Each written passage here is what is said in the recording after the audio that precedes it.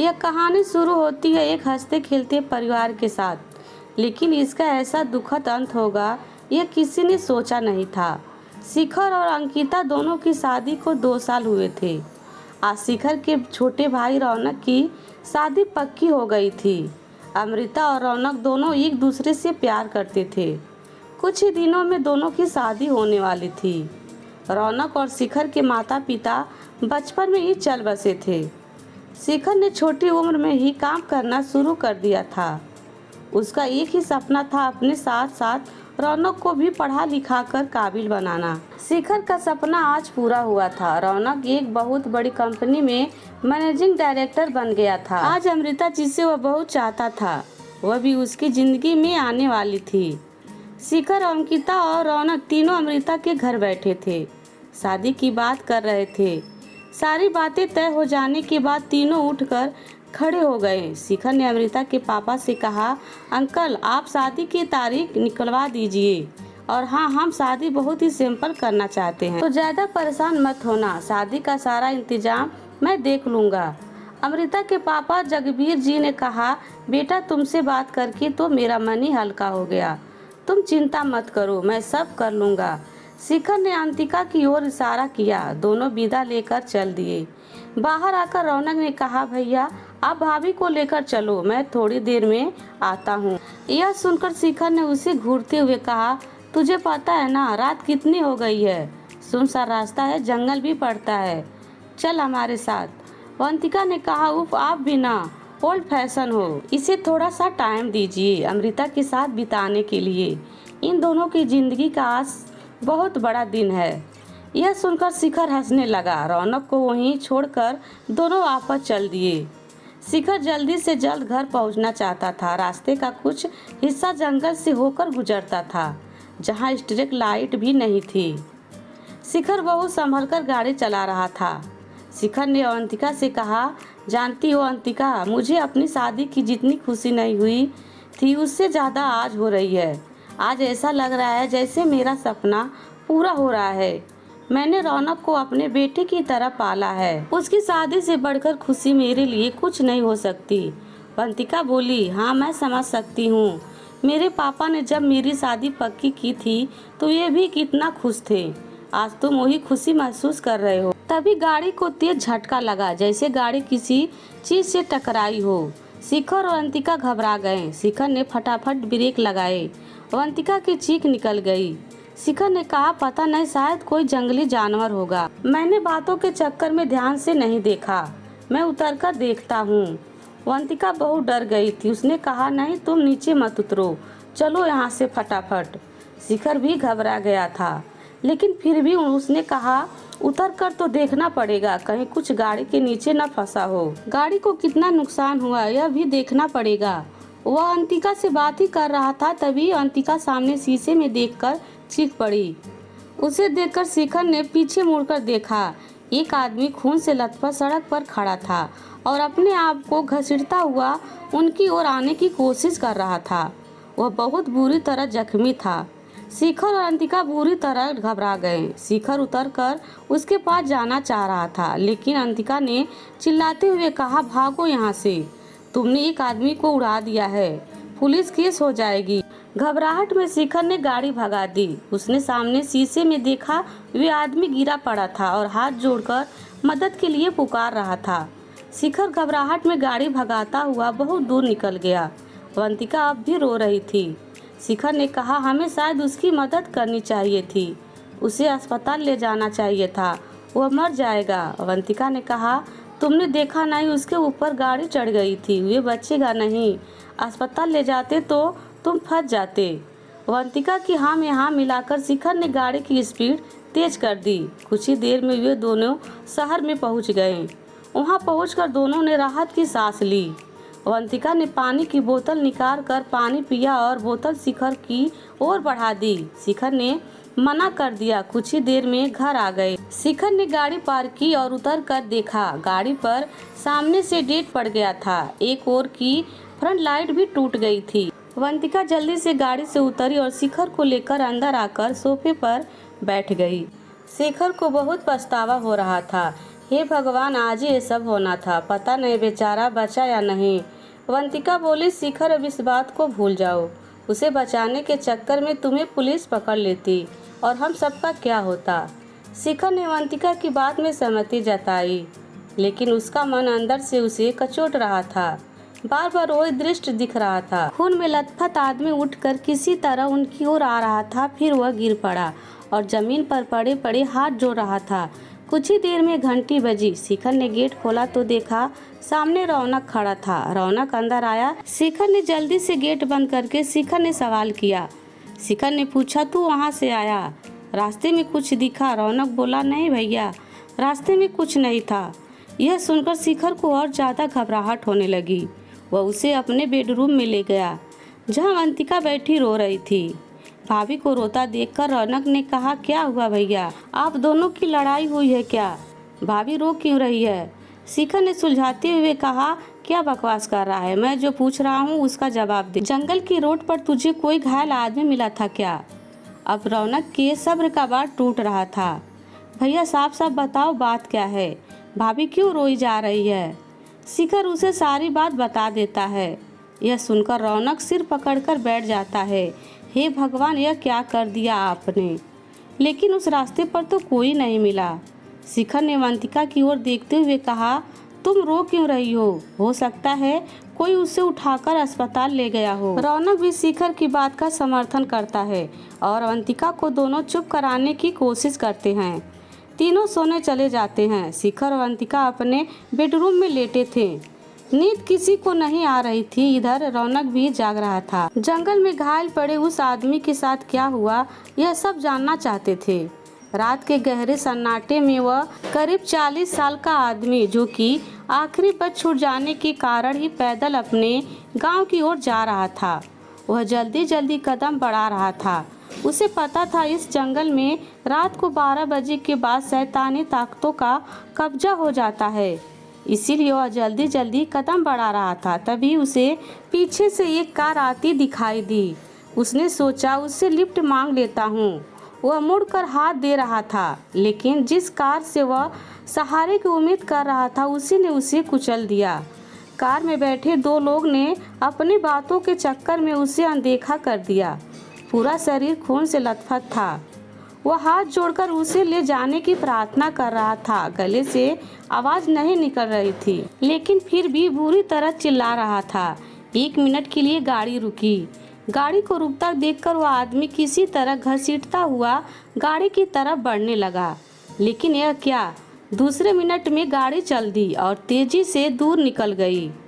एक आखिरी उम्मीद थी, वह भी टूट गई। वह घायल अवस्था में अंधेरे में चिल्ला रहा था, हे भगवान, कोई तो मेरी मदद करो, किसी को तो भेज दो मेरी जान बचाने के लिए। लेकिन इस अंधेरे सुनसान जंगल में उसकी आवाज़ दबकर रह गई। वह आदमी किसी तरह अपने आप को घसीटता हुआ किनारे एक पेड़ के सहारे बैठ जाता है, कहीं और कोई गाड़ी उसे न कुचल दे। इस डर से वह सड़क से हट जाना चाहता है। वह आदमी बुरी तरह से कहरा रहा था। उसके शरीर से खून निकल रहा था, लेकिन गुम चोट भी लगी थी, जिसका दर्द धीरे धीरे बढ़ता जा रहा था। तभी पेड़ के पीछे से किसी ने उसके कंधे पर हाथ रखा। उस आदमी ने पलट कर देखा तो एक काला गहरा साया खड़ा था। उसे देखकर आदमी में कुछ हिम्मत आई। भैया मुझे बचा लो, मुझे अस्पताल पहुंचा दो, नहीं तो मैं मर जाऊंगा। तभी दूसरी ओर से आवाज़ आई, चिंता मत कर, हम इस दर्द से तुझे छुटकारा दिलाने आए हैं। आदमी ने झट से पलटकर देखा तो दूसरी ओर और एक साया खड़ा था। वह आदमी कहने लगा, भगवान आपका भला करे, मुझे बहुत दर्द हो रहा है, जल्दी से ले चलो, मैं जिंदगी भर आपका एहसान मानूंगा। तभी पहले वाले ने कहा, जीकर क्या करेगा, यह इंसान तुझे फिर से मारेगा, हमारे साथ चल, फिर कभी मरने से डर नहीं लगेगा। वह आदमी बुरी तरह डर जाता है। उसे समझ आ जाता है कि यह कोई साधारण आदमी नहीं है।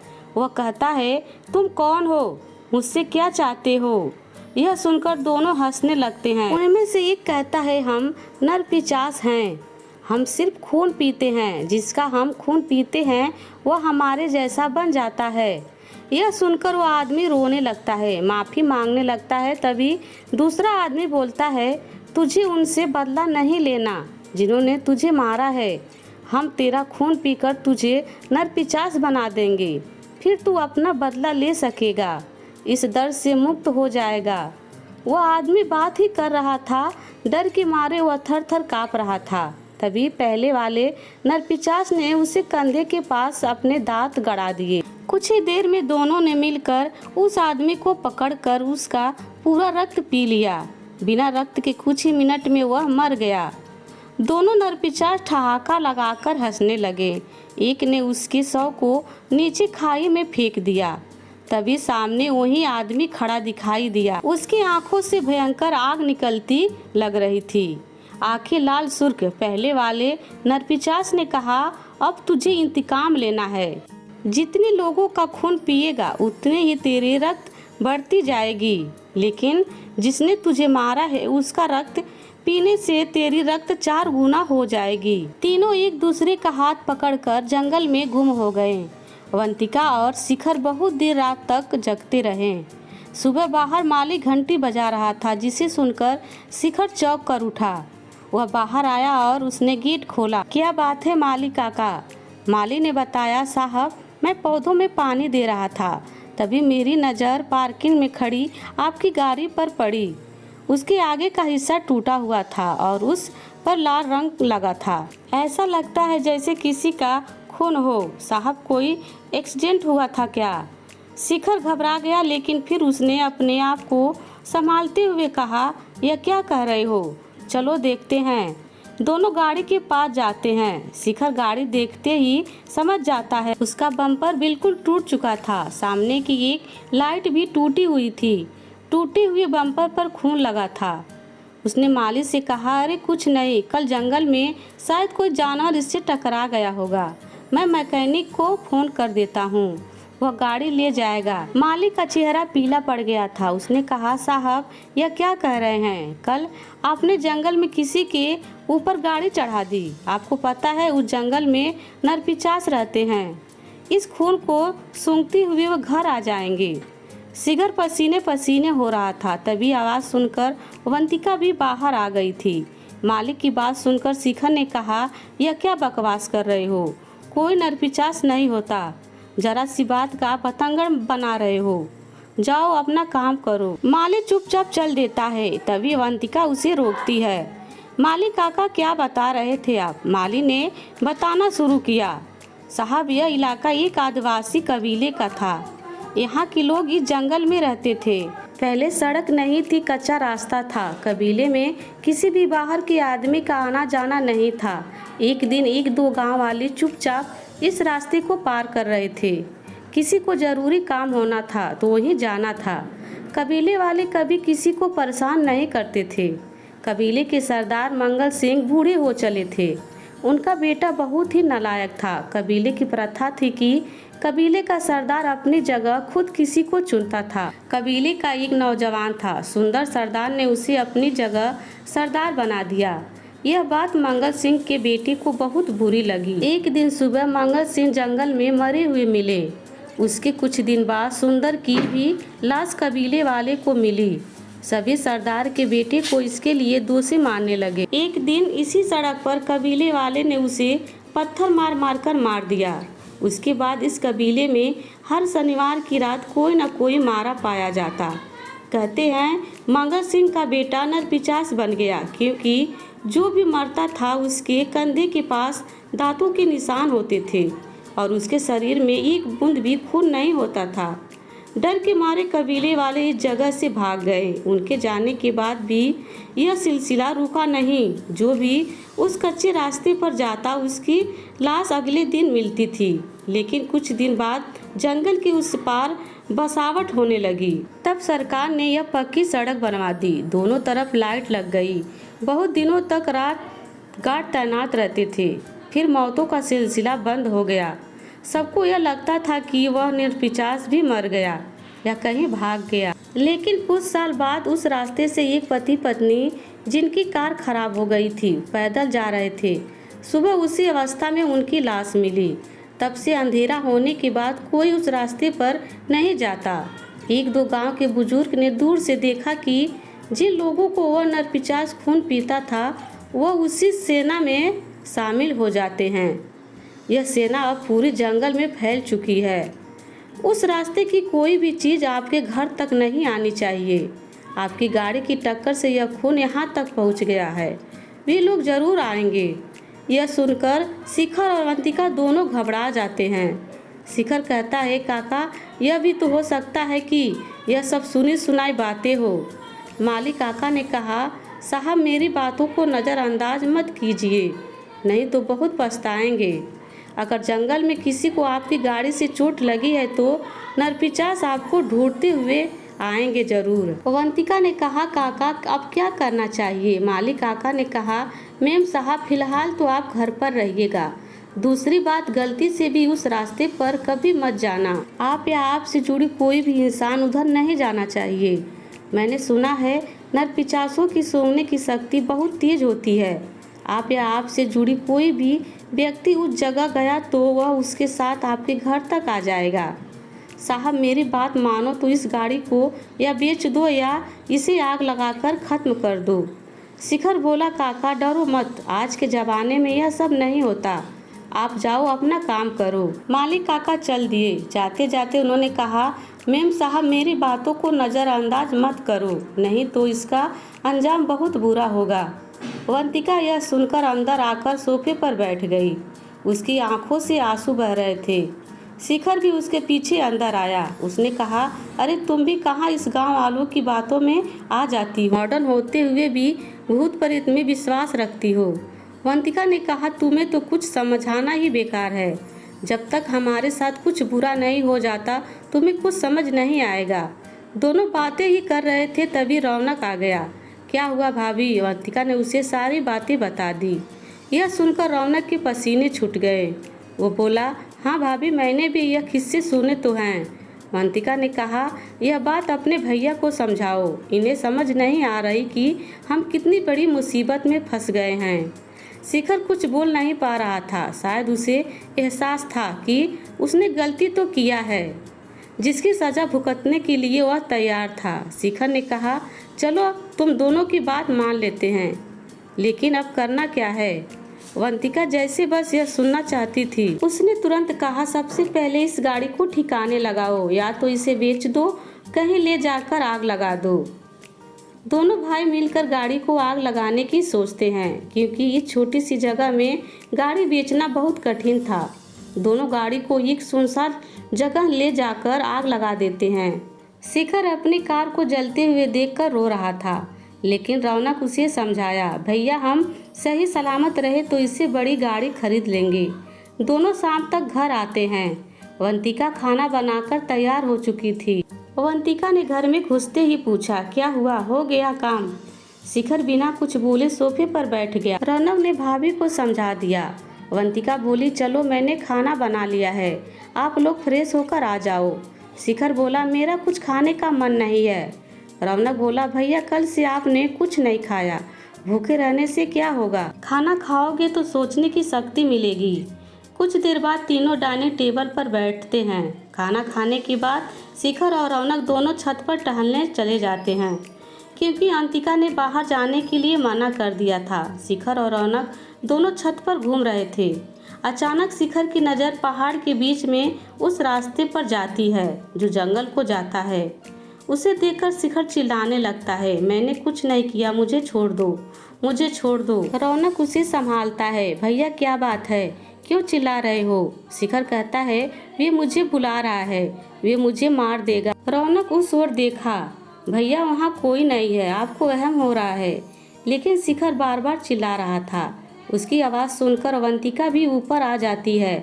अवंतिका को देखकर शिखर जोर से चिल्लाने लगता है, अवंतिका, तुम्हें पता है ना, मैंने जानबूझकर कुछ नहीं किया, इन्हें रोक लो, यह मुझे लेने आए हैं। अवंतिका बोली, शिखर वहाँ कोई नहीं है, तुम्हें क्या दिख रहा है? रौनक, इन्हें नीचे ले चलो। रौनक किसी तरह शिखर को नीचे लेकर आता है। इसे सोफे पर बैठा देते हैं। शिखर सर झुकाए बैठा था। रौनक ने कहा, भैया क्या दिख रहा है? कौन था वहाँ? शिखर कुछ नहीं बोल रहा था। अवंतिका भागकर किचन से पानी ले आई। उसने शिखर को पीने के लिए पानी दिया। शिखर ने पानी पिया और फिर बताना शुरू किया। शिखर ने कहा, मुझे वहाँ जंगल के रास्ते पर वही आदमी दिखाई दिया। उसके पीछे 2 काले साए और थे। वे मुझे घूर रहा था। उसकी लाल लाल आंखें देखकर मैं डर गया। वह बहुत गुस्से में था। उसने मुझे देख लिया है, अब वो मुझे नहीं छोड़ेगा। रौनक ने कहा, भैया वहाँ कोई नहीं था, मैंने भी देखा था। आप कल से सो नहीं पाए, इसीलिए आपको यह सब वहम हो रहा है।